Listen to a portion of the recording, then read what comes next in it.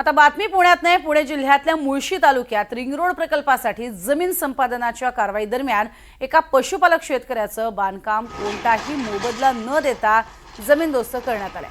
हा आरोप करण्यात आलेला आहे। मोबदला न मिळाल्यामुळे शेतकरी कुटुंबासमोर मोठा प्रश्न निर्माण झालाय। या प्रकरणामध्ये शासनाची बाजू अद्याप समोर आलेली नाहीये। प्रशासनाने काहीही सांगितलेलं नाहीये। मात्र बाधित शेतकऱ्याला तातडीने मोबदला आणि पर्याय व्यवस्था देण्यात यावी अशी मागणी जोर धरते।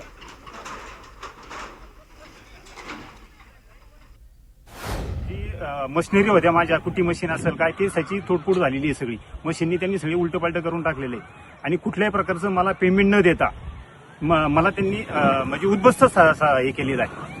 एक 8 दिवसापूर्वी काही अधिकाऱ्यांनी मला ऑफिसला एक मीटिंग लावली। त्या मीटिंगमध्ये मला शब्द दिला होता किंवा तुम्ही ताबा द्या, आम्ही तुम्हाला पेमेंट देऊ। तर मी त्यांना सहकार्य केले की बाबा ठीक आहे, आम्हाला पैसे दे, पेमेंट दिलं तर आम्ही तुम्हाला ताबा देतो। पण कुठल्याही प्रकारचं त्यांनी आश्वासन पाळलं नाही। त्यांच्यानंतर आम्ही कॉल करायचा त्यांना प्रयत्न केला, परंतु त्यांनी उडवाउडवीची उत्तरं दिली नंतर त्यांनी आम्हाला। आणि आता आम्ही सगळं उद्ध्वस्त झाले। उद्या सकाळी ते 11चा त्यांनी आम्हाला टायमिंग दिलाय। उद्या ते घर पाडणार आहेत आणि उद्या घर पाडणार आहेत। आता उद्या आम्ही काय करायचं, कुठं जायचं? एक तर त्यांनी पैसे दिले नाही, काहीच नाही। आता आम्हाला फाशी घ्यायच्याशिवाय पर्याय कुठला नाही, उरलेला नाही।